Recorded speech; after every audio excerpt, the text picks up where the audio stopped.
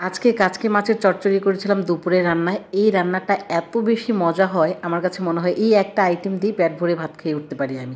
আমার আর কিচ্ছু লাগে না, ছোট মাছ হলে আমার আর সেই দিন কিছুই লাগে না। নদীর টাটকা ছোট মাছ খেতে কিন্তু বেশ ভালো লাগে। আর সেই সাথে দুপুরে আরেকটা মাছের তরকারি রান্না করেছিলাম। এই তরকারিটা খেতেও এত মজা লাগে, দেখেন দেখতেই কতটা ইয়াম্মি লাগছে, তাই না?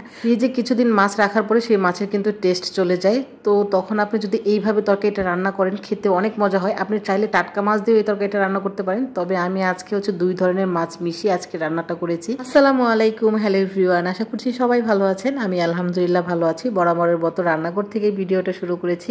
আজকে দুপুরে আমি কি কি রান্না করলাম সেগুলো আপনাদের সাথে শেয়ার করব। আমি প্রথমেই হচ্ছে ছোট মাছের চচ্চড়িটা বসিয়ে দিব, সেই জন্য আমি প্রথমে মশলা টশলা ভালোভাবে কষিয়ে নিয়ে এবার হচ্ছে আলু কুচিটা দিয়ে দিলাম। ছোট মাছ হাত দিয়ে মাখিয়েও বসানো যায়, আবার এইভাবে মশলা কষিয়ে আলু সিদ্ধ করেও কিন্তু বসানো যায়। আমি আজকে কাচকি মাছ রান্না করব, তাই সব মশলা একদম কষিয়ে তারপরে সবজিগুলো দিয়েও কষিয়ে নিচ্ছিলাম। কাচকি মাছ কিন্তু খুবই ছোট মাছ, এটা কিন্তু খুব বেশি নাড়াচাড়া করা যায় না, নাড়াচাড়া করলে মাছগুলো একদম গলে যায়। তাই আমি সবজিগুলো আগে সিদ্ধ করে নিচ্ছিলাম, কষিয়ে নেওয়ার পর এখানে উপরে মাছ দিয়ে দেবো। মাছ দিয়ে খুব বেশি একটা নাড়াচাড়া করবো না, মাছ দিয়ে জাস্ট ঢেকে দেবো, দুই একবার একটু উল্টে দেবো, তাহলে মাছগুলো কিন্তু ভাঙবে না, একদম সুন্দর থাকবে। কাচকি মাছটা আমি এইভাবে রান্না করি, আর বাকি সকল ছোট মাছ কিন্তু আমি মাখিয়ে রান্না করি। আমার কাছে মাখিয়ে রান্না করতেই বেশ ভালো লাগে। কাচকি মাছটা এইভাবে রান্না করলে বেশি ভালো হয়। একদম যখন তেল উঠে আসবে, চটচড়া হয়ে যাবে, সে পর্যায়ে আপনি নামিয়ে নেবেন। দেখেন তরকারিটা কত লোভনীয় হয়েছে, তাই না? এই একটা তরকারি দিয়ে আপনি পেট ভরে ভাত খেয়ে উঠতে পারবেন। কাচকি মাছের এই চচ্চড়িটা অসম্ভব মজা হয়। সেই সাথে আমি তাকরিমের তরকারিটা বসিয়ে দিলাম। তাকরিম যেহেতু ছোট মাছ খায় না, ওর জন্য বড় মাছ রান্না করছি।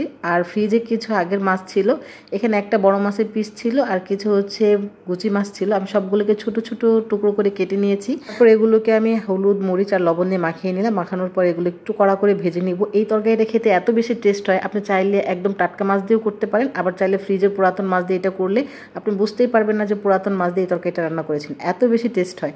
আমি এই তরকারিটা খেয়েছিলাম, তাকিমের আব্বু আমাকে এক হোটেল থেকে খাইয়েছিল। সেখানে তারা অনেক টাইপের মাছ দেয়, 6-7 প্রকারের মাছ দিয়ে এই তরকারিটা রান্না করে, তবে আমি আজকে 2 টাইপের মাছ দিয়ে রান্না করছি। মাছটাতে পেঁয়াজ কুচি একটু বেশি দিতে হয়, বেশি করে পেঁয়াজ কুচি একটু দিয়ে ভেজে নেবেন। যখন পেঁয়াজ কুচিটা একদম নরম হয়ে আসবে, সব মশলা একটু একটু করে দিবেন, ঝালের পরিমাণটা একটু বেশি দিবেন, দিয়ে মশলাটা খুব ভালোভাবে কষিয়ে নেবেন। মশলাটা যখন একদম কষে তেল উঠে আসবে, তখন আপনি ভাজা মাছগুলো এই মশলার উপরে দিয়ে দিবেন। তারপর নেড়ে চেড়ে অল্প একটু পানি দিয়ে আবার যখন একদম তেল উঠে আসবে, সেই পর্যায়ে হচ্ছে এই তরকারিটা নামিয়ে দেবেন। যে ভালো হয় কয়েক প্রকারের মাছ দিয়ে তরকারিটা রান্না করলে, শিং, মাগুর, বড় মাছ ছোট ছোট পিস করে কেটে নেবেন। তারপর হচ্ছে গুচি মাছ, যেরকম বাইং মাছ, কই মাছ, সবগুলো মাছ একদম কড়া করে ভেজে এরকম কষিয়ে আপনি রান্নাটা করবেন। এই তরকারিটা খেতে এত মজা হয়, বিলিভ মি গাইস, আপনি যদি একবার বাসায় ট্রাই করেন, আমার মনে হয় না এটার স্বাদ আপনি ভুলতে পারবেন, এত মজা হয়। আমি একবার হোটেলে খেয়েছিলাম, তারপর থেকে বাসায় এটা আমি ট্রাই করি। দুপুরে রান্না মোটামুটি শেষ। যেদিন আমার দুপুরে রান্না খুব তাড়াতাড়ি হয়, সেদিন আমি বাড়তি কিছু কাজ করে রাখি, যেমন আজকে একটু চিকেন কিমা করে রাখছি, কারণ বিকেলে নাস্তা বানাতে হয়, তাকে কেটে সেটা বানিয়ে দিতে হয়। এই কিমাটা যদি রেডি থাকে তাহলে কিন্তু নাস্তা বানানো একদম ইজি হয়। কিমা করে রাখলে আপনি পিৎজা, রোল, চিকেন বান সব কিছুতে ব্যবহার করতে পারবেন, আর আপনার নাস্তাটা অনেক বেশি সহজ হয়ে যাবে। আর লাস্টে আমি একটু তাল ছিল গত বছরে, আজকে ফ্রিজ পরিষ্কার করতে যেয়ে দেখলাম যে তালের রস আছে, সেটাকে একটু জাল করে নেব চিনি দিয়ে। আসলে খেতে কেমন হবে, অনেক দিনের রস তো জাল করছিলাম। আজকের ভিডিওটা এখানে শেষ করছি, আর ভিডিওটা কেমন লেগেছে অবশ্যই কমেন্ট বক্সে জানাবেন। সবাই ভালো থাকবেন, আমার জন্য দোয়া করবেন। আল্লাহ হাফিজ।